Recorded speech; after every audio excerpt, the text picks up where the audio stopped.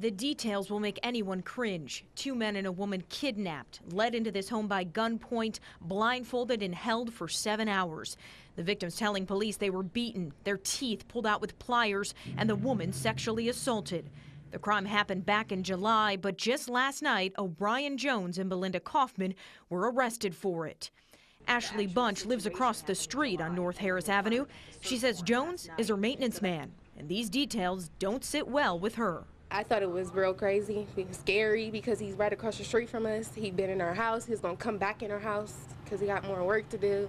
Jones and Kaufman were arrested by Columbus police with the help of SWAT. Neighbor Lisa Erler heard it from a few doors down. Well, first I heard the loudspeakers, you know, come out of the house. We know you're in there. We have a search warrant. Meantime, Ashley and her cousin Sherry had a front row seat.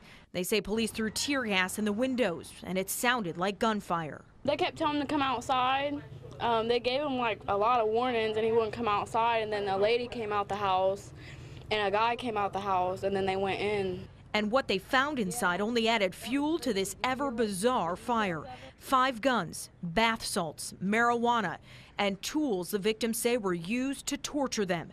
Now neighbors are on guard about what was going on right under their noses.